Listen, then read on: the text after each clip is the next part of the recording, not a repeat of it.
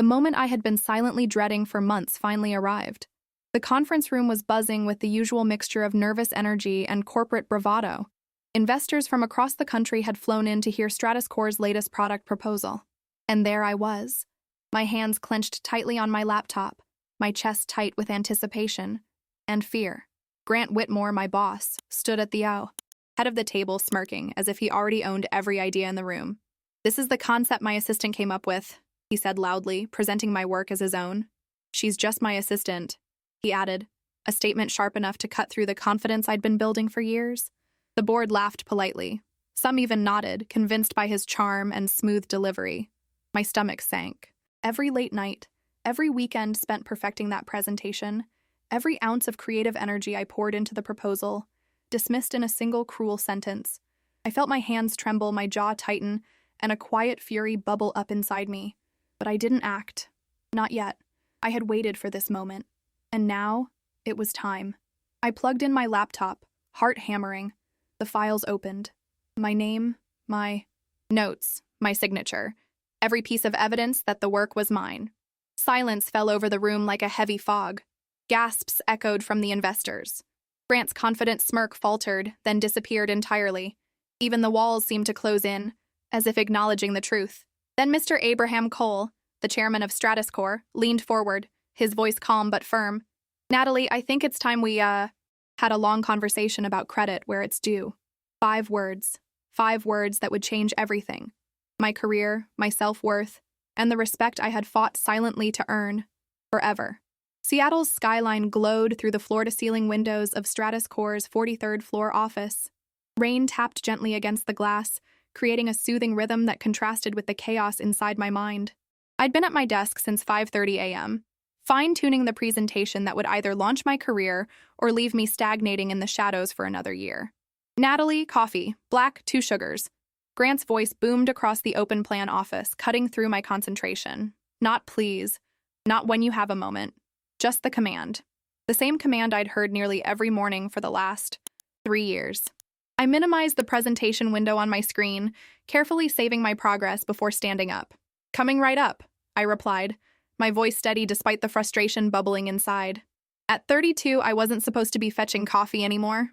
With my MBA from Northwestern and 5 years of product development experience, I should have been leading teams by now.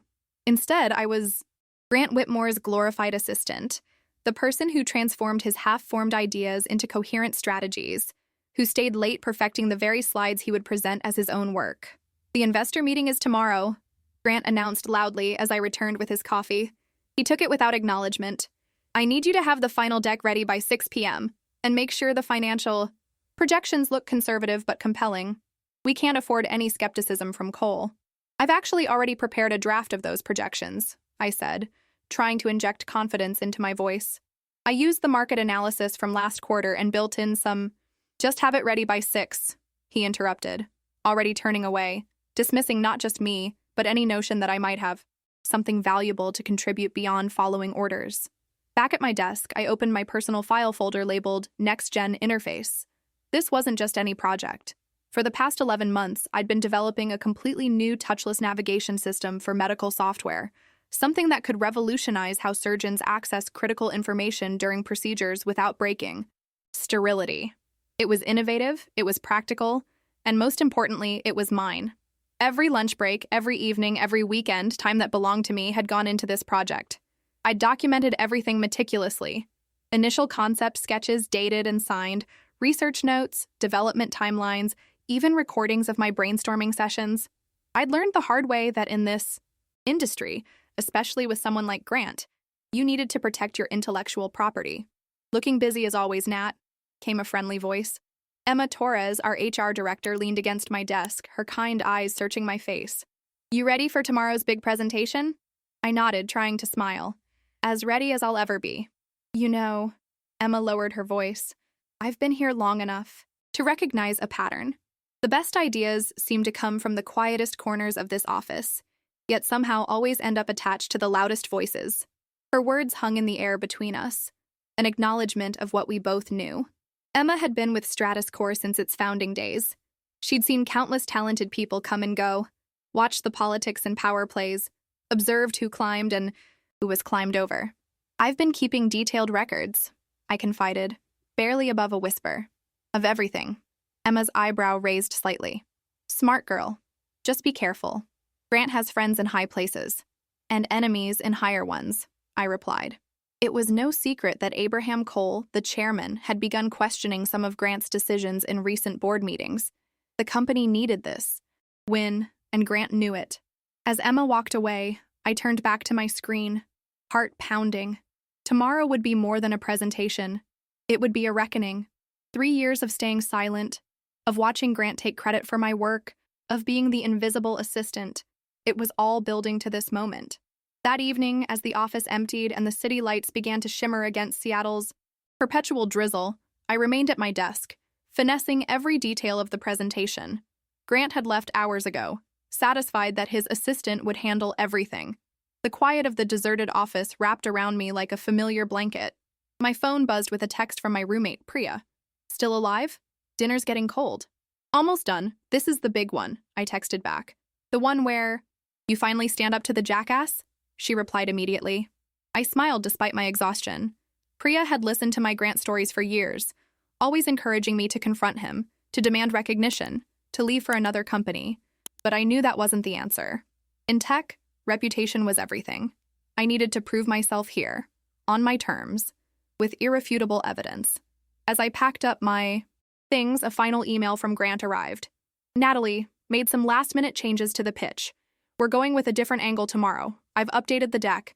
Don't worry about the details, just make sure everything runs smoothly. Gee. I opened the attached presentation and my blood ran cold. This wasn't some changes. This was a complete appropriation. My touchless interface concept was there in its entirety, but now framed as Grant's Innovation Initiative. My months of research, my carefully crafted user experience designs, my technical specifications, all now under his name. For a moment, I couldn't breathe. Then, with shaking hands, I created a copy of his modified presentation and saved it alongside my original files. Tomorrow wouldn't just be about standing up for myself, it would be about exposing the truth. As I finally left the building, the rain had stopped. A clear night sky stretched above Seattle's glittering towers, stars barely visible through the city's glow. Tomorrow would change everything. I just had to find the courage to let it. The morning of the investor meeting dawned bright and clear, a rarity for Seattle in October. Sunlight streamed through my apartment windows as I dressed with deliberate care.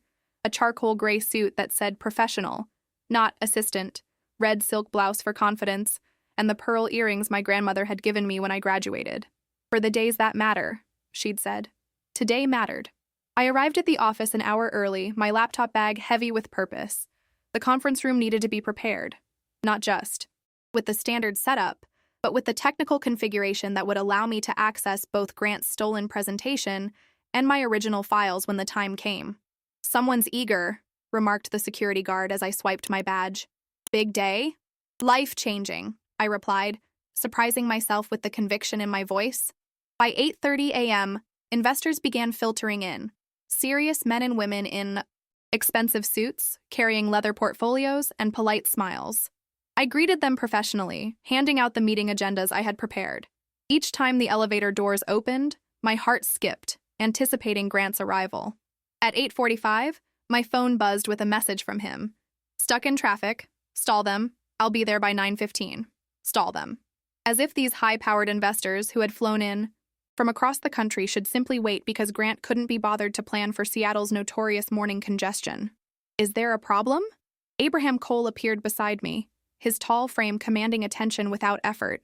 At 68, with steel gray hair and piercing blue eyes, he carried himself with the quiet authority of someone who had nothing to prove. Mr. Whitmore is, running slightly behind schedule, I explained. He asked if we could delay the presentation by about 20 minutes. Cole frowned, checking his watch. We have a tight agenda today. Perhaps we should proceed with the preliminaries. You're familiar with the material, I presume? Intimately, I answered, my pulse quickening. Then let's begin. At Cole's direction, I took a seat at the table. Not along the wall where assistants typically sat, but at the table with the decision-makers. I felt eyes on me, curious, evaluating. The room quieted as Cole called the meeting to order. While we wait for Mr. Whitmore, Ms. He paused, glancing at me. Mills, I supplied. Natalie Mills. Ms. Mills will guide us through the preliminary market analysis. I opened my laptop, connecting it to the room's display system. With steady hands, I pulled up the market research I had compiled, data that demonstrated the need for our touchless interface in medical settings, the size of the potential market, the competitive landscape. As I spoke, I could feel the energy in the room shifting. These investors hadn't expected substance from the assistant, but they were getting it. Questions came, probing and intelligent, and I answered each one with confidence born from months of research. 15 minutes into my impromptu presentation, the conference room door swung open. Grant strode in, his expression shifting from apologetic to confused to angry in the span of seconds as he took in the scene. Me, standing at the head of the table, commanding the attention of everyone in the room. "I apologize for the delay," he announced loudly, moving toward me with a tight smile. "Traffic was a nightmare. Thank you, Natalie, for warming them up." The dismissal in his tone was clear. I was being relegated back to my role. The assistant, the support staff, the invisible woman. I nodded and began to gather my notes, but Cole's voice stopped me. "Actually, Ms. Mills was providing us with some excellent insights. Please continue, Natalie." Grant's jaw tightened, but he took a seat, his eyes boring into mine with a clear message. "Remember your place." I cleared my throat and continued, completing the market analysis before nodding to Grant. "I believe Mr. Whitmore would like to present the product concept now." Grant stood, smoothly taking control of the room with practiced ease. "Thank you for that introduction," he said, emphasizing the word to diminish my contribution. He connected his laptop, and there it was, my work, my innovation, branded as his own. "What I'm about to show you," Grant began, his voice resonating with rehearsed conviction, "is the future of medical software interaction. This is the concept my assistant came up with after months of guidance and direction from our leadership team." My blood froze. Not only was he stealing my work, but he was positioning himself as the mastermind behind it. "She's just my assistant," he added with a chuckle, glancing around the room for the expected appreciative laughter. Some investors smiled politely. Others looked uncomfortable. In that moment, something broke inside me. Not my spirit, but the chains of fear and doubt that had held me back. 3 years of diminishment, of watching my ideas become his accolades, of being just the assistant, it crystallized into a clarity I had never known before. I felt my hands tremble, not with anxiety now, but with resolve. My gaze met Abraham Cole's across the table. Something in his expression told me he saw through Grant's charade, had perhaps always seen through it. Grant continued his presentation, each slide a testament to my creativity repackaged as his brilliance. I waited, listening to him stumble through technical explanations he barely understood, watching him gloss over the very innovations that made the concept revolutionary. When he reached the financial projections, the very ones I had carefully constructed, he faltered, unable to explain the methodology behind the numbers. An investor from Boston leaned forward, asking a pointed question about the implementation timeline. "Well," Grant hesitated, "these are preliminary estimates that my team will refine as we move forward. But the presentation indicates these are based on pilot studies," the investor pressed. "Can you elaborate on those?" Grant's confidence wavered visibly. "Natalie," he said, turning to me with a tight smile, "perhaps you could address the specifics of the timeline. You compiled those numbers." It was the opening I had been waiting for. I stood, laptop in hand, and moved to the front of the room. "I'd be happy to explain the timeline," I said, my voice steady despite the pounding of my heart. "In fact, I can provide some additional context that might be helpful." "I'd like to clarify something before we proceed," I said, connecting my laptop to the projector. My fingers moved with deliberate precision despite the adrenaline coursing through my veins. The touchless interface being presented today isn't just a concept I helped compile. The room grew quiet. Grant shifted uncomfortably in his chair, his expression hardening. "This project represents 11 months of my independent research and development," I continued, opening a folder labeled with my initials and the date from nearly a year ago.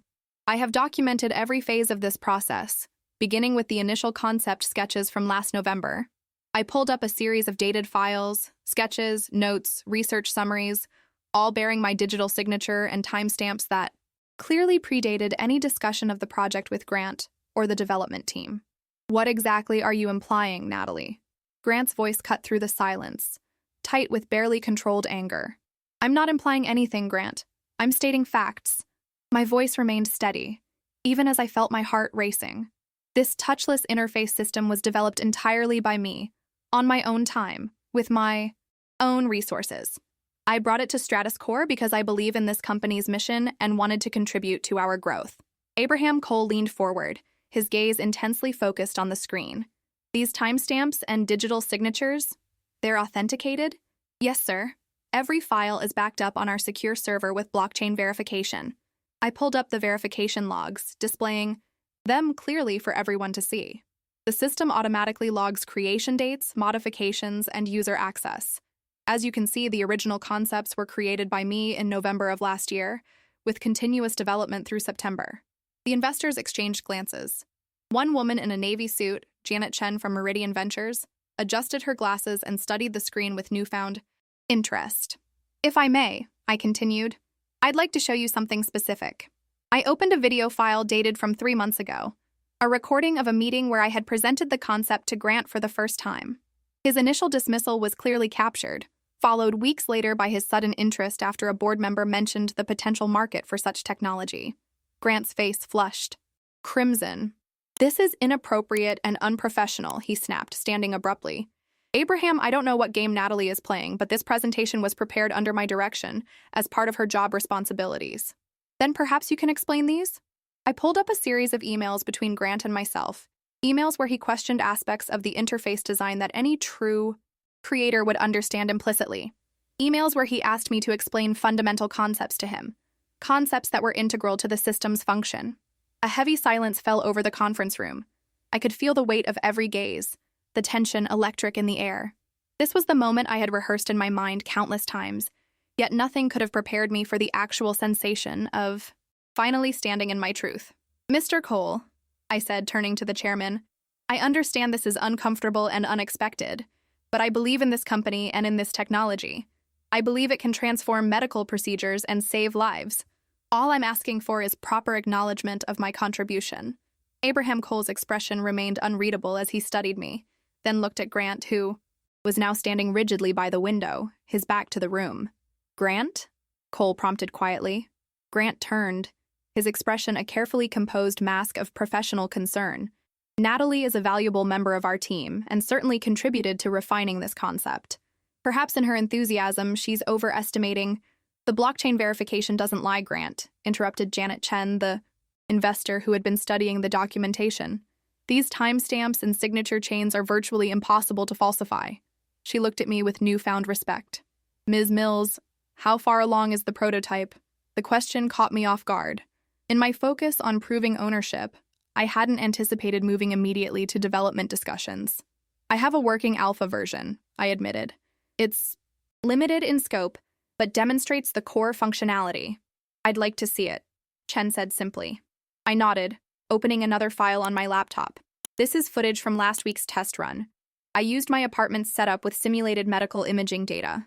The video played, showing my hands manipulating virtual medical scans in the air, rotating 3D models of organs with simple gestures, zooming in on tissue anomalies without touching any surface. The interface responded with fluid precision, each command registering exactly as intended. Murmurs of appreciation spread through the room. Even Grant seemed momentarily transfixed by the demonstration before remembering his predicament. This is still Stratus Core intellectual property, he interjected. Developed on company time with company resources. I shook my head. That's not accurate, Grant. As the timestamps show, this work was done evenings and weekends. I used my personal equipment and cloud storage. The only company resource I utilized was the medical imaging database, which I had proper clearance to access for research purposes. I pulled up my access logs to demonstrate. Abraham Cole finally broke his silence. I've seen enough. He stood, commanding immediate attention from everyone in the room.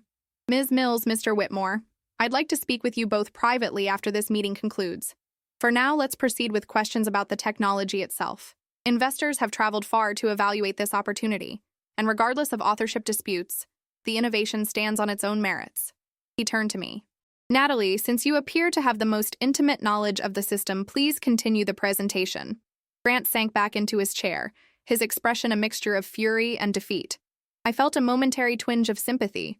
Public humiliation was precisely what I had experienced so many times at his hands, but I pushed it aside and focused on the task at hand. For the next 45 minutes, I walked the investors through every aspect of the interface, the gesture recognition algorithms, the adaptation for different surgical specialties, the fail-safe mechanisms, the learning curve data from my limited user testing. Questions came rapidly, and I answered each one with confidence born from true ownership. Janet Chen was particularly engaged, asking about scalability and integration with our existing hospital systems. Another investor, Michael Patel from Tech Future Fund, raised insightful points about regulatory approval pathways. The energy in the room had transformed completely, from the polite interest of Grant's initial presentation to genuine excitement about the technology's potential. As the technical discussion concluded, Abraham Cole stood once again. "Thank you, Ms. Mills. This is precisely the kind of innovation StratusCore was founded to develop." He turned to the investors. "We'll take a 30-minute break. When we reconvene, we can discuss investment terms and development timelines." As the investors filed out, murmuring among themselves, Cole gestured for Grant and me to remain behind. The conference room door closed with a soft click, leaving the three of us in a silence thick with unspoken tensions. Cole took a seat at the head of the table, his expression grave but not unkind. "Grant, would you care to explain what I just witnessed?" Grant straightened his tie, composure partially restored. "A misunderstanding, clearly. Natalie is a valuable team member who contributed significantly to this project. Perhaps communication broke down regarding proper attribution, but stop." Cole's command was quiet but absolute. "I've known you for 7 years, Grant. You've done excellent work for this company. But what I saw today was not a miscommunication. It was deliberate misrepresentation." He turned to me. "Natalie, how long have you been with StratusCore?" 3 years next month, sir." 3 years. He nodded slowly. "And in that time, has this been an isolated incident or a pattern?" The question hung in the air between us. This was the moment that would define not just my future at StratusCore, but the kind of person I chose to be. I could limit the damage to Grant, focus only on this project, take the diplomatic path, or I could tell the whole truth. I took a deep breath, meeting Abraham Cole's steady gaze. "Mr. Cole, I think it's time we had a long conversation about credit where it's due." "It's been a pattern," I said quietly, maintaining eye contact with Abraham Cole. "The Rescue Tech Emergency Response System last year, the data visualization suite for cardiology departments, the patient monitoring alerts that won the Healthcare Innovation Award." I paused, feeling the weight of each example. All of these began as my concepts, with my research, my prototypes, and all were ultimately presented as Grant's innovations. Grant's face contorted with indignation. "This is absurd. Abraham, she's trying to claim credit for 3 years of departmental work. Next, she'll say she invented the company logo." "I have documentation," I said simply, opening another folder on my laptop. "For everything." Cole raised his hand, silencing Grant's next outburst before it began. "I'm particularly interested in the Healthcare Innovation Award project, Natalie. That garnered significant attention for StratusCore. It began as a side project when my father was hospitalized with arrhythmia," I explained, pulling up time-stamped design documents. "The hospital missed 3 episodes because their monitoring system had too many false positives, so nurses had begun to ignore the alerts. I created an algorithm that could distinguish between true emergencies and monitoring artifacts. I showed them the early sketches, the mathematics behind the algorithm, and finally an email I had sent to Grant introducing the concept. Cole studied the material, his expression unreadable. "And the award ceremony? You weren't present." "No, sir. I was told it was a management-level event." Grant shifted uncomfortably. "These are all collaborative projects, Abraham. Everyone contributes ideas. Natalie is exceptional at documentation and implementation, but leadership involves more than paperwork. It requires vision, strategic thinking, and integrity," Cole finished. "It requires integrity, Grant." The silence that followed was deafening. Outside the conference room windows, Seattle continued its business day, unaware of the seismic shift occurring on the 43rd floor of the StratusCore building. Cole stood and walked to the window, hands clasped behind his back. "Natalie, what outcome are you seeking here? Retribution, promotion, recognition?" The question caught me off guard. In all my planning, I had focused on exposing the truth, not on what came after. What did I want? I want to do meaningful work, I said finally. Work that changes lives. And I want that work to be recognized as mine. I looked directly at Grant. I don't want to destroy your career. I just want to build my own. Grant scoffed, but I could see uncertainty in his eyes for the first time. Cole turned back to face us. Here's what's going to happen. We're going to reconvene with the investors, and we're going to present a united front. The touchless interface will be positioned as Natalie's innovation, developed under Stratus Core's umbrella. Grant will introduce Natalie as the project lead and technical visionary. Grant started to protest, but Cole cut him off. This isn't negotiable. Following today's meeting, HR will conduct a thorough review of project attributions for the past 3 years. If what Natalie claims proves true, and based on what I've seen today, I suspect it will, there will be significant changes to our leadership structure. He looked at me. Are you prepared to lead this project, Natalie? Not just the technical aspects, but the business development, the team management, the investor relations? My heart raced. This was more than I had dared hope for. Not just recognition, but opportunity. Yes, sir. I've been preparing for this my entire career. And Grant, Cole continued, your future at Stratus Core will depend on your actions today and your cooperation with the HR investigation. Transparency and accountability are core values of this company. I expect you to demonstrate both. Grant's jaw tightened, but he nodded stiffly. Now, Cole said, glancing at his watch, the investors will return in 10 minutes. I suggest you both use that time to compose yourselves and align on the presentation approach. He left the room, leaving Grant and me in tense silence. Grant was the first to speak. You've been planning this for months. Years, I corrected quietly. I've been protecting myself for years. He leaned back in his chair, studying me with newfound wariness. I underestimated you. Everyone does. I began organizing my presentation materials. That's why documentation matters. What happens now? You take my job, my projects, my team? I looked up at him, really seeing the man behind the power plays and manipulation. In that moment, he seemed smaller, somehow, defined by insecurity rather than authority. I don't want your job, Grant. I want my own path. And if you're honest with yourself, you know you're better at the business side than the technical innovation. You're brilliant at strategy, at seeing market opportunities. We could have been partners instead of this. Something shifted in his expression. Not quite remorse, but perhaps recognition. You really believe that? I did, for a long time. I closed my laptop. Maybe there's still a version of Stratus Core where we each lead with our strengths instead of undermining each other. The conference room door opened as investors began returning. Grant stood, straightening his jacket with practiced composure. Before moving to greet them, he paused beside me. For what it's worth, the touchless interface is genuinely brilliant, he said quietly. I should have supported it from the beginning. Supported you from the beginning. It wasn't an apology. Not quite. But in the context of our 3-year history, it was something close to acknowledgement. The meeting reconvened with a palpable shift in energy. Grant stepped forward, his professional mask firmly in place, though I could see the strain around his eyes. Before we continue, I'd like to clarify something important, he began. The touchless interface system we're discussing today was conceptualized and developed by Natalie Mills. My earlier presentation failed to properly acknowledge her leadership role in this innovation. Murmurs rippled through the investors. Janet Chen caught my eye with a slight nod of approval. Moving forward, Grant continued, Natalie will be leading this project as our Director of Medical Interface Technologies. I'll now hand over the presentation to the true visionary behind this breakthrough. As I took my place at the head of the table, I felt a strange mix of emotions. Vindication, certainly, but also a surprising absence of triumph. This wasn't about defeating Grant. It was about claiming my rightful place, about stepping into the light after years in the shadows. The remainder of the meeting unfolded with unexpected smoothness. The investors responded enthusiastically to the detailed development plan I presented.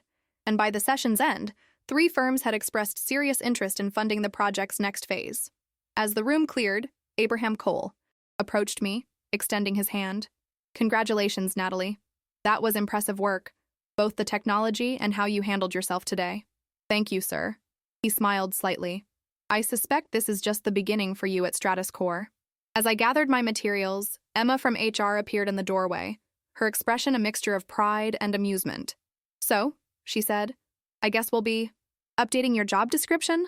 I laughed, feeling weeks of tension finally releasing. I think that's overdue. She nodded toward the departing investors. How does it feel, having your work recognized after all this time? I considered the question carefully. It feels like breathing properly for the first time in years. I looked out at the Seattle skyline, the afternoon sun breaking through clouds, illuminating the city below. It feels like the beginning of something true. The days following the investor meeting unfolded with dizzying speed.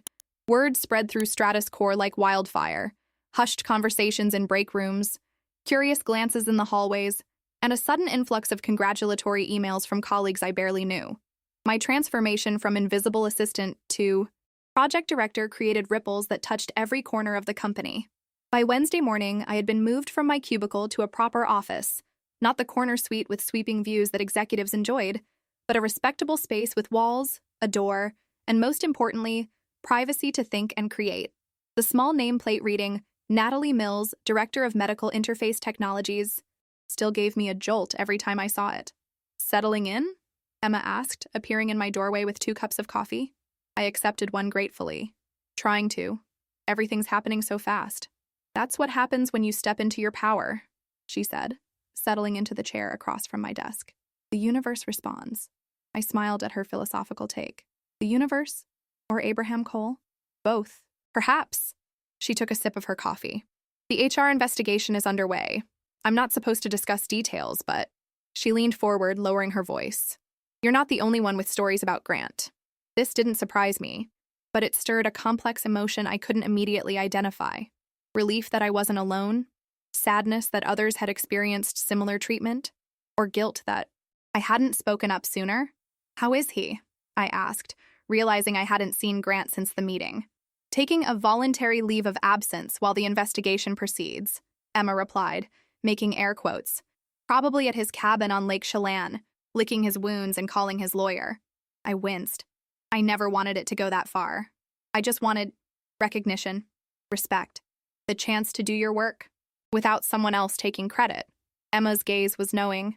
There's nothing wrong with that, Natalie. My new office phone rang, interrupting our conversation. Your team is assembled in conference room B, announced the administrative assistant who had been assigned to support me, a concept still so foreign I kept forgetting her name. My team, I repeated, the words feeling strange on my tongue. Emma stood, straightening her blazer. Welcome to Leadership, Director Mills. Remember to breathe. The walk to conference room B felt like the longest journey of my life. My mind raced with doubts that hadn't surfaced during the adrenaline-fueled confrontation with Grant. What if I couldn't lead effectively? What if my technical skills didn't translate to management capabilities?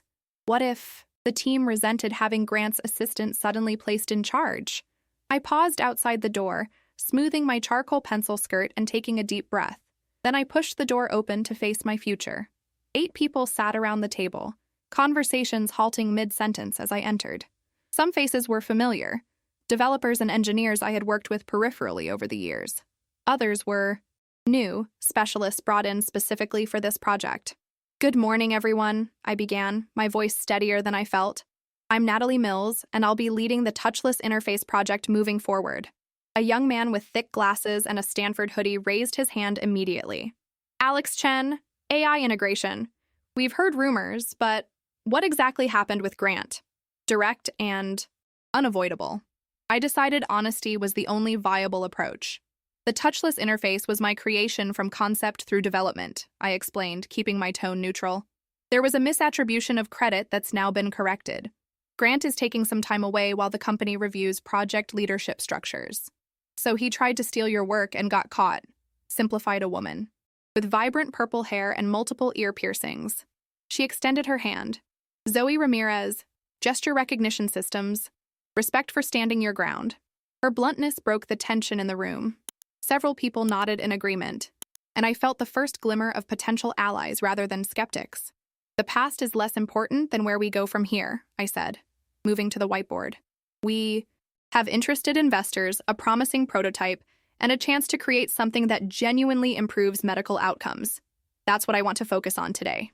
For the next 2 hours, I guided the team through my vision for the project. The technical challenges, the development timeline, the testing protocols. To my surprise, they engaged enthusiastically. building on my ideas, suggesting refinements, identifying potential pitfalls I hadn't considered. This could actually work in spinal procedures too, observed Marcus Jefferson, a former surgical technician turned software engineer. The sterility issues are even more critical there. And emergency settings, added Zoe. Trauma teams could access patient data without breaking protocol. By the session's end, the energy in the room had transformed from cautious curiosity to genuine excitement. We had a roadmap, action items, and something I hadn't fully anticipated, a cohesive team. As people gathered their things to leave, Alex hung back. For what it's worth, he said quietly. We all knew. Knew what? I asked, though I suspected the answer. That Grant wasn't the brains behind these projects. The technical details in his presentations never matched his understanding in follow-up meetings. He shrugged. But none of us had the guts to say anything. So, thanks for that. His words followed me back to my new office, where I found a sleek envelope on my desk. Inside was a handwritten note from Abraham Cole, inviting me to dinner that evening to discuss your vision for the department. By 7 o'clock, I found myself seated across from Cole at Canlis, one of Seattle's most prestigious restaurants, with panoramic views of Lake Union and the city skyline. The chairman had ordered a bottle of exceptional Pinot Noir and seemed in no hurry to discuss business as we worked through our appetizers. Tell me about yourself, Natalie, he said finally. Not your resume. I've read that. Tell me what drives you. The question caught me off guard. In 3 years at Stratus Core, no one in leadership had ever expressed interest in my personal motivations. My father was a surgeon, I began, the words finding their own path, brilliant with his hands, completely dedicated to his patients. When I was 12, he lost a patient because the monitoring equipment failed during a procedure. The company that made the system blamed user error, but my father was meticulous. He never got over it. I took a sip of wine, memories surfacing that I rarely shared. That's when I became obsessed with human-machine interfaces in medical settings. How do we make technology that serves doctors instead of complicating their work? How do we design systems that account for the stress and pressure of life or death situations? Cole nodded, his attention completely focused on my words. My father died last year. Heart failure, ironically enough. The touchless interface began as a project to honor him, to create something that might have made his work easier, safer. I met Cole's gaze directly. That's why I couldn't let it go. Why I couldn't let Grant take it. It wasn't just professional pride. It was personal. I suspected as much, Cole said softly. True innovation rarely comes from purely commercial motivations. It requires deeper purpose. The waiter arrived with our main courses, providing a moment to collect myself. I hadn't intended to reveal so much, especially not to the company chairman. Stratus Core is at a crossroads, Natalie, Cole continued once we were alone again. We've grown rapidly, become profitable, established our market position. But we're in danger of losing what made us special in the beginning, our commitment to truly transformative medical technology. He set down his fork, his expression intensely serious. The HR investigation into Grant's leadership is revealing systemic issues. Talented people being sidelined, credit being misattributed, innovation being stifled in favor of quick profits. That sounds concerning for the company, I offered carefully. It is, which is why I'm restructuring the entire product development division. He studied me with calculated assessment. I need leaders who understand both the technical and the human aspects of what we do. People driven by purpose, not just ambition. The implication hung between us, almost too enormous to comprehend. Are you offering me Grant's position? I asked incredulously. Cole smiled slightly. I'm offering you something better. I'm creating a new division, medical innovation and ethics. Full research budget, dedicated team, direct reporting line to me. No corporate filters, no pressure for quarterly results at the expense of meaningful advancement. My mind raced, trying to process what this would mean. That sounds extraordinary. It won't be easy, he cautioned. You'll face resistance from the traditional product divisions, skepticism from the board, and the challenge of proving that ethical innovation can also be profitable. When would this start? I asked, still struggling to absorb the magnitude of the opportunity.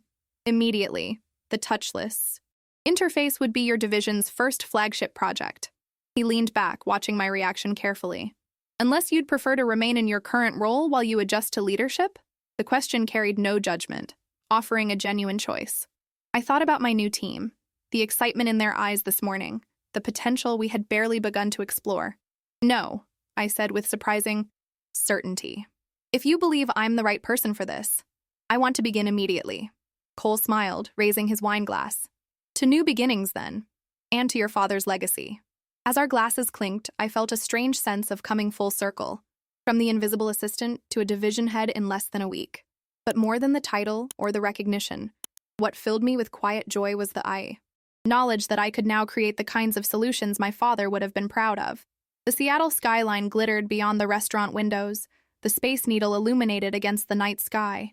Somewhere in that urban landscape was my small apartment, where just days ago I had sat rehearsing confrontations that might never happen, preparing evidence for battles I might never win. How quickly life could change when you finally found the courage to stand in your truth. Morning light filtered through the blinds of my new executive office on the 45th floor, 2 floors above my previous workspace and a world away in terms of corporate hierarchy.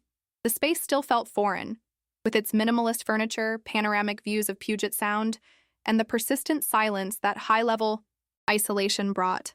No keyboard clacking from neighboring cubicles, no casual conversations by the printer, none of the ambient soundtrack that had accompanied my work for years. I ran my fingers across the smooth surface of the expansive desk, wondering if I would ever feel like I truly belonged here. A knock on the door interrupted my thoughts. "The team is waiting in the innovation lab," announced Melissa, my executive assistant. Still a jarring concept, having someone to manage my schedule, screen my calls, anticipate my needs. "Thank you," I replied, gathering my tablet and notes. "Any word from legal about the investor contracts?" "They're still reviewing, but preliminary feedback is positive. They expect to have final documents by Friday." Melissa fell into step beside me as we headed toward the elevator. "Also, HR would like 30 minutes this afternoon to discuss your division's hiring plan. And Mr. Cole's office called. He wants a progress update by the end of the week." I nodded, mentally reorganizing my day to accommodate these requests. The constant demands on my attention were the most unexpected aspect of leadership, the way my time had suddenly become a precious commodity that everyone wanted a piece of. The elevator descended to the 37th floor, where the newly established innovation lab occupied half the floor plan. As the doors opened, the energy shift was immediate. From the hushed corporate atmosphere of Executive Row to the vibrant, collaborative space I had helped design over the past 3 weeks, the innovation lab represented everything I believed workplace design should be: open yet with private spaces for focused work, flexible furniture arrangements that could be reconfigured based on project needs, walls covered with whiteboard paint for spontaneous ideation, and most importantly, a democratic layout that encouraged contribution regardless of title or seniority. My core team, now 15 strong with the new hires Cole had approved, had gathered around the central project table, where Alex was demonstrating something on the holographic display. "Natalie!" Zoe called out, waving me over. Alex solved the latency issue in the gesture tracking. I joined the group, watching as Alex manipulated a 3D organ model with fluid hand movements. The system responded instantaneously, with none of the slight delay that had plagued earlier versions. "That's incredible," I said, genuinely impressed. "How did you manage it?" Alex launched into a technical explanation involving predictive algorithms and distributed processing. 3 weeks ago, this level of innovation would have been filtered through Grant, stripped of technical detail, and presented to leadership as a simplified business win. Now I could engage directly with the creative minds driving our progress, understanding every nuance of the development process. "The medical advisory board is impressed too," added Marcus, pulling up feedback from our test session with surgeons the previous day. "Dr. Patel says this would have saved critical minutes during the transplant procedure she performed last month." Pride swelled in my chest, not just for the technological achievement, but for the team culture we were building. In the 3 weeks since my confrontation with Grant, we had transformed from a hierarchical product development group into a collaborative innovation unit where ideas flowed freely and credit was shared openly. "Let's run through the investor demonstration one more time," I suggested, conscious of the high-stakes presentation scheduled for the following week. "I want to make sure we're highlighting both the technical innovation and the practical impact on patient outcomes." For the next hour, we refined the presentation, each team member contributing expertise from their specialty area. The atmosphere was focused, but relaxed, serious about the work, but punctuated by genuine laughter and camaraderie. As we wrapped up, Zoe approached me privately. We're grabbing drinks after work to celebrate Alex's breakthrough. You should join us. The invitation caught me off guard. In my previous role, the divide between management and staff had been clear and uncrossable. Grant never socialized with the team, maintaining what he called necessary professional distance. I'd like that, I said, realizing I meant it. Just text me the details. Later that afternoon, as I prepared for my meeting with HR, my office phone rang. The reception desk announced a visitor, one who wasn't on my calendar and had no appointment. Who is it? I asked, scrolling through my packed schedule to find even 15 minutes of availability.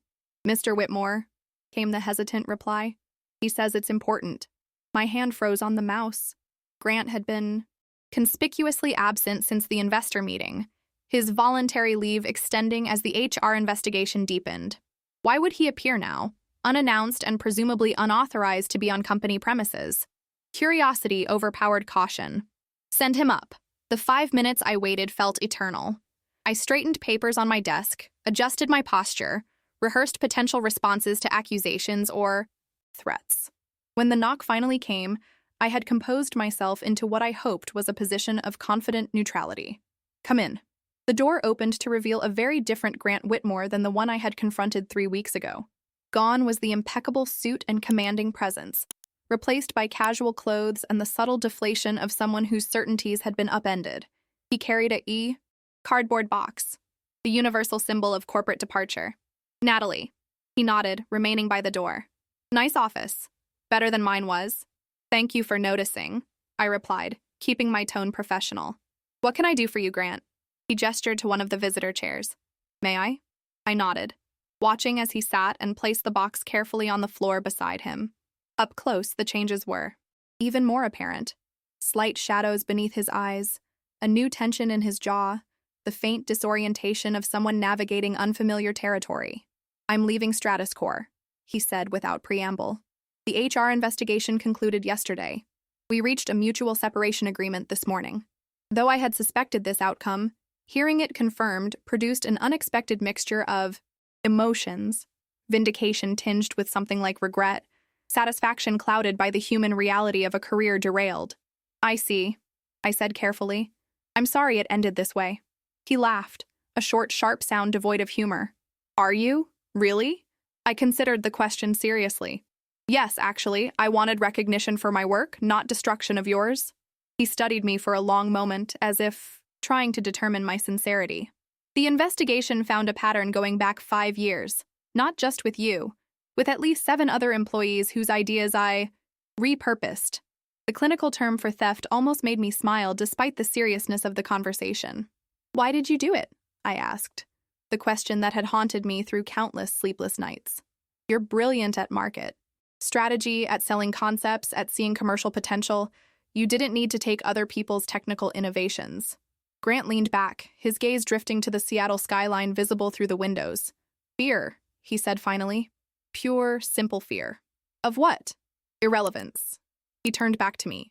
I came to Stratus Corp as a wunderkind, the bright young marketing genius who could translate complex medical technology into compelling commercial narratives. But as the company grew, as the technology evolved, I found myself increasingly out of my depth. He gestured to the complex schematics visible on my tablet. I don't understand half of what our engineers create anymore. The medical terminology, the coding languages, the algorithmic complexities, they might as well be speaking Martian, but admitting that vulnerability felt impossible. His candor surprised me. In 3 years working together, I had never heard Grant acknowledge a limitation or insecurity.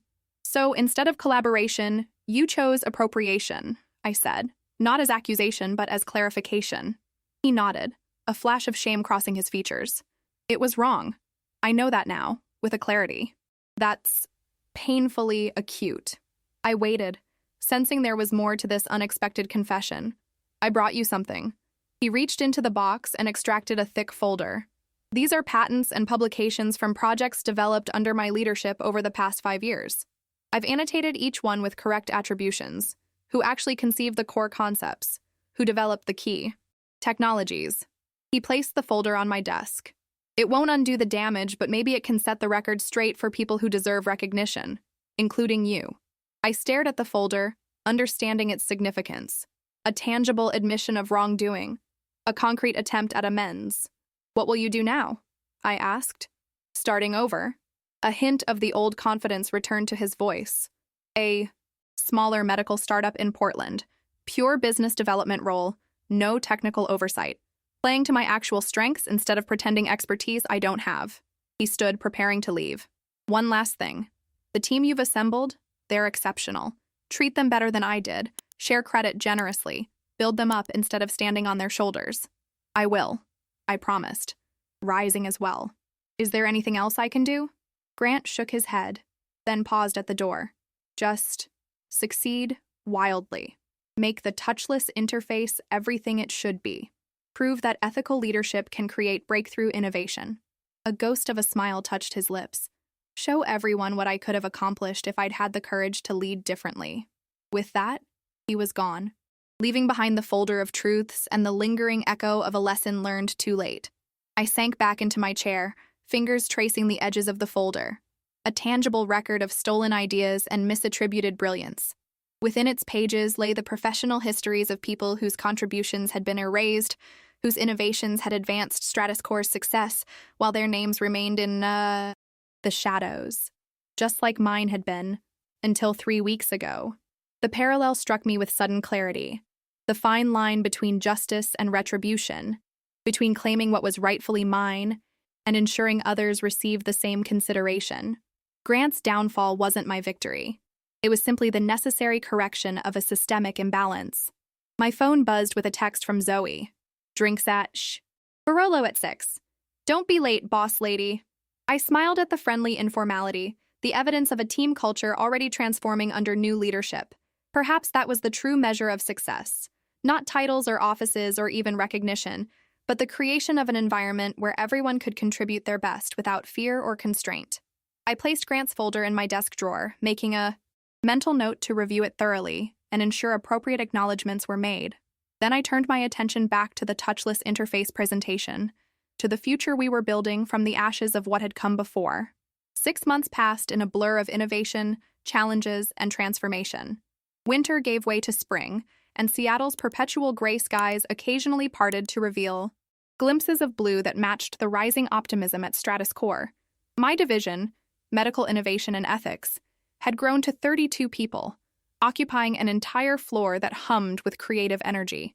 The touchless interface system, now officially named Proxima, had progressed from prototype to clinical trial candidate with remarkable speed, fueled by the investment secured during that fateful meeting half a year earlier.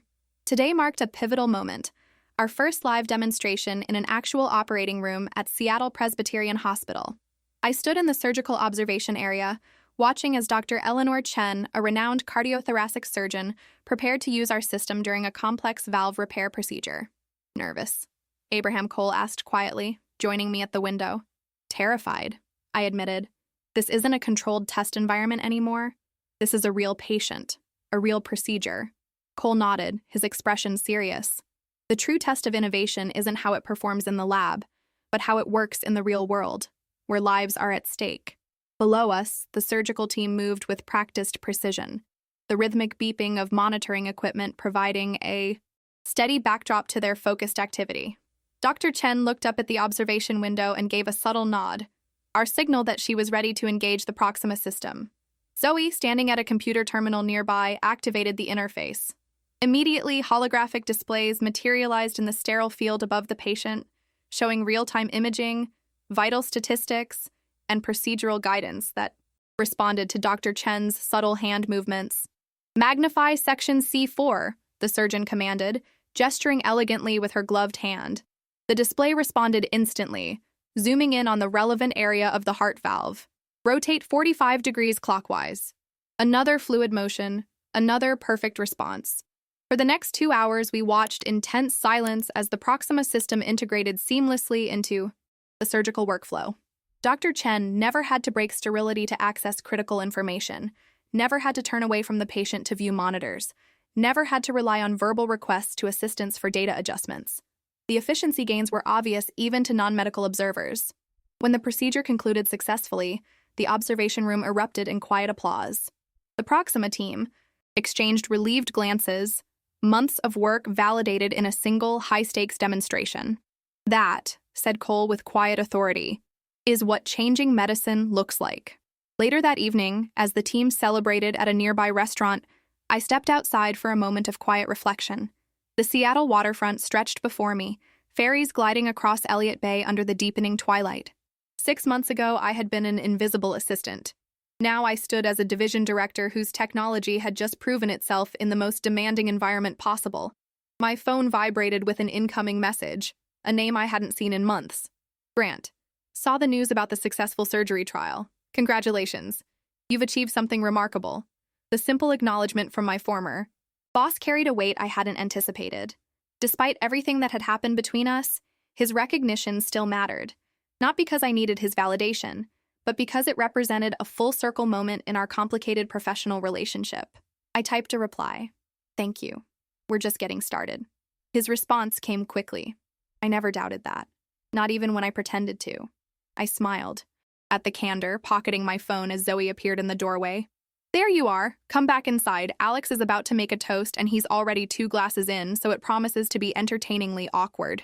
I laughed, following her back to our celebration. The restaurant was filled with my team's animated conversations, their faces flushed with success and champagne, their technical debates, punctuated by laughter and friendly arguments. Alex stood unsteadily as I entered, raising his glass. To Natalie, he announced, who showed us that you can fight for what's yours without becoming what you're fighting against. The team cheered, and something warm expanded in my chest. This, I realized, was the true victory, not the successful surgery, not the promising market projections, not even the personal vindication of my rise from assistant to director. The victory was in building a culture where credit was shared, contributions were valued, and innovation flourished because people felt safe to create without fear of exploitation. As the evening wound down, Marcus approached me with uncharacteristic hesitation. I've been meaning to thank you, he said, his voice quiet beneath the ambient restaurant noise. That folder Grant left you, the one with corrected attributions, it included the pulse monitoring algorithm from 3 years ago.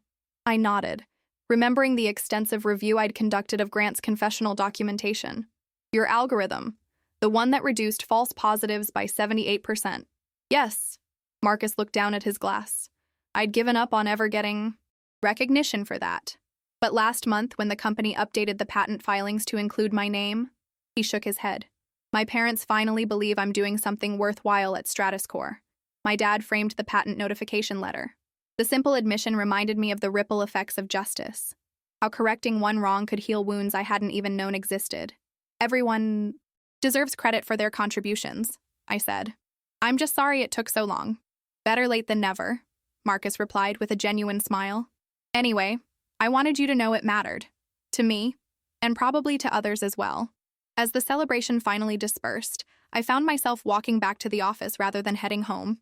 The StratusCore building was quiet at this hour, most floors, darkened except for security lighting. I used my keycard to access our innovation lab, drawn to the peaceful solitude of the space where Proxima had been born. The holographic interface glowed softly in demonstration mode, rotating through examples of its capabilities. I watched it cycle through medical imaging displays, surgical planning tools, and patient monitoring dashboards, each feature representing countless hours of team collaboration, problem-solving, and persistent refinement. I thought I might find you here. I turned to find Abraham Cole in the doorway, his expression thoughtful. Old habits, I admitted. I used to come to the office at night when I was developing the initial concept. It was the only time I could work without interruption. He nodded, entering the lab and studying the holographic display. The board meeting tomorrow will be quite different from the one 6 months ago. How so? I asked, though I suspected I knew the answer. 6 months ago, you were fighting for recognition. Tomorrow, you'll be presenting as the leader of our most successful division, with clinical validation and investor interest exceeding our projections. He turned to me with a small smile. Quite a journey. It still doesn't feel entirely real, I confessed. Sometimes I wake up expecting to find myself back at my old desk, preparing presentations for Grant to present. That's the nature of transformation, Cole observed. It changes us before we fully recognize we've been changed. He gestured to the glowing interface. I've been in this industry for 30 years. Natalie, I've seen countless innovations, but very few true game changers. Proxima is the latter, not just for what it does, but for how it came to be. What do you mean?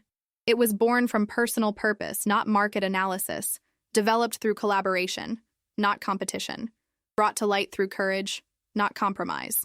He studied me with that penetrating gaze that seemed to see beneath surface appearances. Those qualities are far rarer than technical brilliance. He moved toward the door, pausing before leaving. The future of Stratus Core will be shaped by leaders who understand that innovation without ethics is ultimately unsustainable. Remember that tomorrow when you address the board.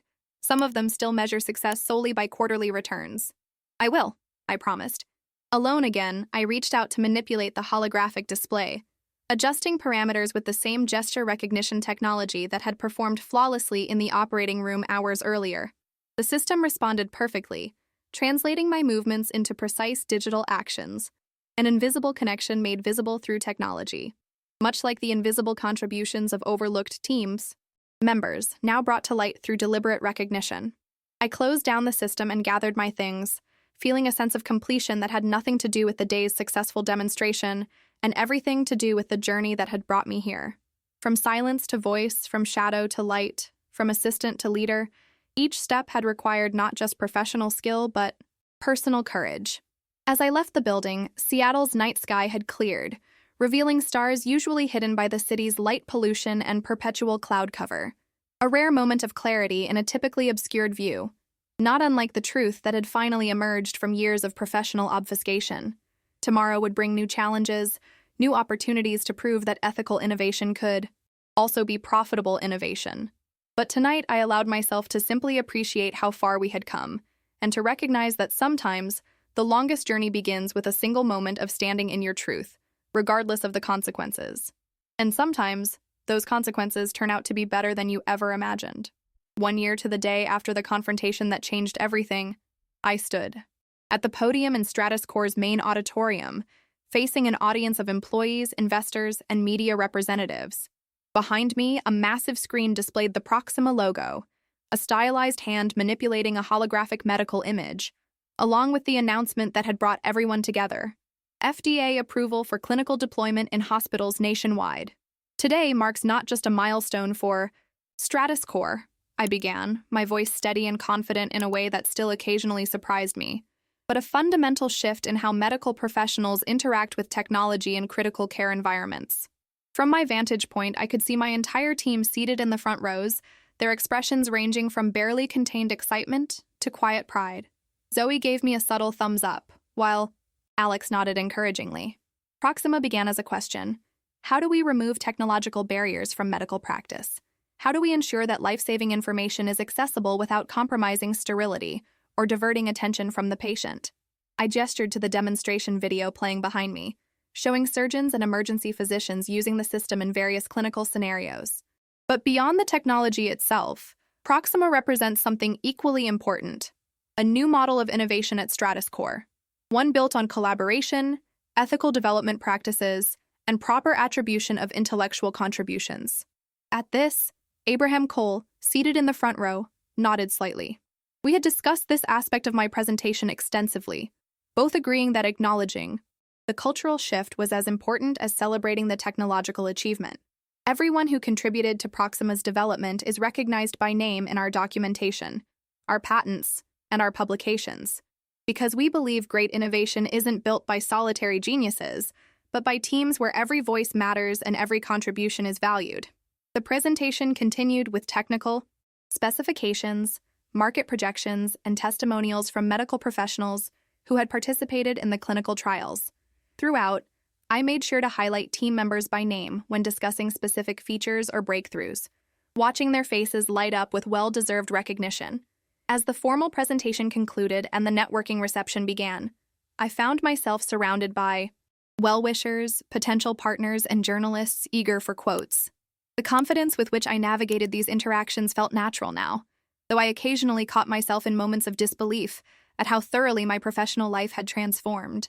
Quite the triumph, observed Janet Chen, the investor who had been present at the original confrontation meeting and had subsequently become one of our strongest supporters. You've exceeded every projection we discussed that first day. The team exceeded them, I corrected gently. I just helped clear the path. She smiled knowingly. Leadership makes all the difference. Speaking of which, she nodded toward the entrance where an unexpected figure had appeared. Grant Whitmore stood at the periphery of the reception looking simultaneously out of place and completely self-possessed.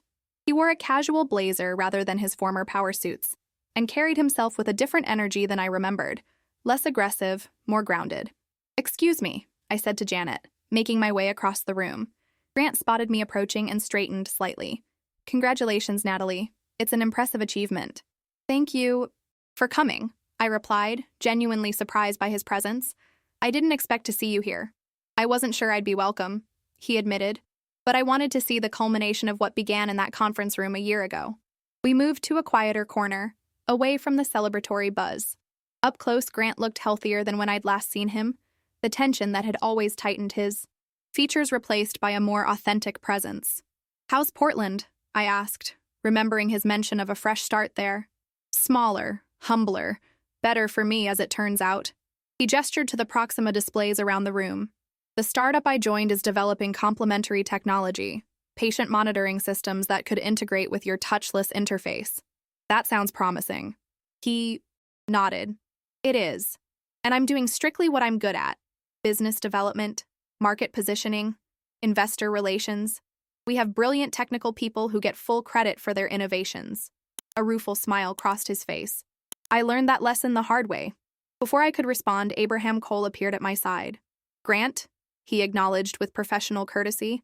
"I'm glad you could attend, Mr. Cole." Grant extended his hand, which Cole accepted after a brief hesitation. "Stratus Core seems to be thriving under the new organizational structure. We've found that ethical practices and business success aren't mutually exclusive," Cole replied pointedly. Grant nodded, accepting the implicit rebuke. A lesson more companies should learn before circumstances force it upon them. An uncomfortable silence threatened to descend, but I intervened. "Grant's company in Portland is developing monitoring systems that might complement Proxima. Perhaps we should explore potential collaboration." Cole raised an eyebrow, studying me carefully. "Is that something you'd be comfortable with, given the history?" The question carried multiple layers: professional, personal, ethical. Would I be willing to work with the man who had tried to steal my ideas? Could I trust him to operate differently now? Was there value in building bridges rather than maintaining walls? "I believe in second chances," I said, finally looking directly at Grant, "and in people's capacity to learn and change." Something shifted in Grant's expression, a subtle softening, a flash of genuine gratitude. "I wouldn't squander that kind of trust. Not again." "Have your technical lead contact Natalie directly," Cole said, his tone businesslike but not dismissive. "We can explore potential integration points." As Cole moved away to greet other guests, Grant turned to me with a questioning look. "You didn't have to do that?" "I know." I sipped my champagne, considering how to explain my reasoning. "But holding on to resentment doesn't serve me or Stratus Core. And if your technology can help Proxima better serve patients, that matters more than our past conflicts." He studied me for a moment. "You've become quite the diplomat." "I've become the kind of leader I always wished I had," I corrected. "Someone who prioritizes the mission over ego, who values contributions over credit, and who sees, collaboration as strength rather than weakness." Before Grant could respond, Zoe appeared at my elbow, her expression a mixture of excitement and urgency. "Sorry to interrupt," she said, eyeing Grant with undisguised curiosity. "But Dr. Patel from Mayo Clinic is asking about neural integration possibilities, and Alex is about to go into full technical mode without translating for mere mortals." Laughed, recognizing the genuine emergency this represented. "I'd better intervene before we lose them in a maze of technical specifications. Grant, please have your team reach out. We can continue this conversation another time." As I turned to leave, Grant called after me softly, "Natalie, thank you. Not just for today, but for showing me a better way to lead. I wasn't ready to see it a year ago, but I am now." I nodded, acknowledging his words before rejoining my team. The remainder of the reception passed in a blur of conversations, connections, and celebrations. By the time the last guests departed, evening had fallen over Seattle, the city lights creating a glittering backdrop through the floor-to-ceiling windows. My team lingered, none of us quite ready to end this milestone day. Someone had brought out additional champagne from the executive kitchen, and impromptu toasts were being offered for increasingly specific achievements. to Alex's obsessive optimization of the gesture recognition algorithm, to Marcus for insisting on compatibility with legacy systems, to Natalie for standing up to the man. This last toast, offered by a slightly tipsy Zoe, drew cheers and laughter. I raised my glass with them, but found myself reflecting on how differently I viewed that confrontation now, a year later. What had felt like a personal victory at the time now seemed more like a necessary correction, a realignment of values that had benefited not just me, but the entire company. "Speech!" someone called out, and the cry was taken up around the room. I shook my head, laughing. "Haven't I talked enough today?" "Not to us," Alex insisted. "The real team, not the corporate version." Their faces turned to me expectantly, these brilliant, dedicated people who had transformed a concept into a reality, who had trusted my leadership even when I was still learning to trust it myself. "All right," I conceded, raising my glass. 1 year ago today, I was terrified. I stood in a conference room prepared to risk everything I'd worked for because I couldn't bear to remain invisible anymore. The room quieted, the celebratory mood shifting to something more reflective. What I didn't understand then was that visibility isn't just about being seen yourself. It's about ensuring everyone is seen. It's about creating spaces where each person's contribution is valued, where collaboration multiplies individual brilliance instead of diminishing it. I looked around at each team member, meeting their eyes one by one. Proxima exists because of all of you. Your creativity, your persistence, your willingness to challenge each other and support each other in equal measure. The FDA approval we're celebrating today isn't my achievement. It's ours. But you made it possible, Marcus said quietly. You created the environment where we could do our best work, and stood up to the corporate system that tried to erase us, added Zoe, raising her glass higher. Perhaps, I acknowledged. But here's what I've learned in this extraordinary year. True leadership isn't about standing in front of people, taking credit or glory. It's about standing behind them, removing obstacles, providing resources, and ensuring they receive recognition for their brilliance. I raised my glass higher. So this toast isn't to me, or even to Proxima. It's to all of you, and to what we'll create next. Together. As glasses clinked and conversations resumed, Abraham Cole appeared at my side, observing the team's celebration with thoughtful approval. You've built something remarkable here, he said quietly. And I don't mean just the technology. I had a good teacher, I replied. Someone who recognized potential where others saw only an assistant. Cole smiled slightly. I merely opened a door. You transformed an entire culture. He glanced at his watch. I should leave you to your team celebration. But before I go, the board has approved the expansion of your division. Double the budget, additional lab space, and authority to pursue the next generation of medical interface technologies. The news was stunning, far beyond what I had hoped for at this stage. That's extraordinary. Thank you for your confidence. It's not about confidence anymore, Natalie. It's about results. He gestured to the celebrating team. 1 year ago, you stood alone against a system that had failed you. Today, you've created a new system that works for everyone. That's not just innovation. That's transformation. After Cole departed, I found myself drawn to the windows, gazing out at the Seattle skyline that had witnessed my entire professional journey, from eager new hire to overlooked assistant to division director.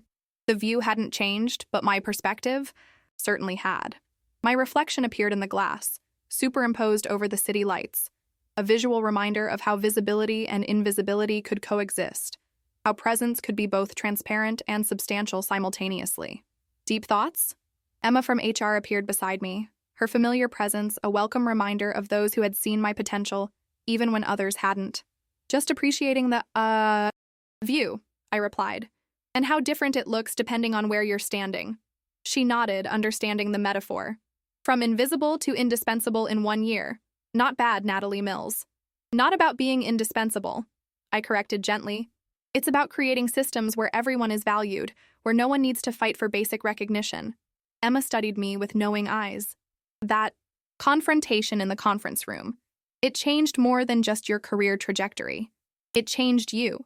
I considered her observation, recognizing its truth. The woman who stood up that day was fighting for herself.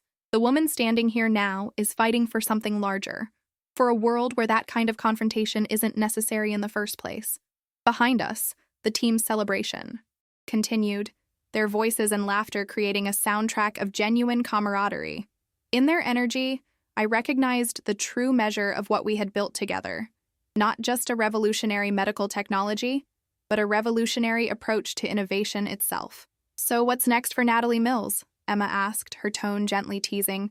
"Saving the world one medical device at a time?" I smiled, turning from my reflection to face the room full of brilliant minds and open hearts who had become not just colleagues but allies in a shared vision. "Not saving the world," I replied, "just changing it, one truth at a time." And in that moment, standing between the reflection of who I had been and the reality of who I had become, I understood that the greatest innovation wasn't Proxima or any technology we might develop in the future. It was the courage to stand in your truth, to claim your rightful place, and then to create space for others to do the same. The invisible assistant had not only become visible, she had transformed the very meaning of visibility itself.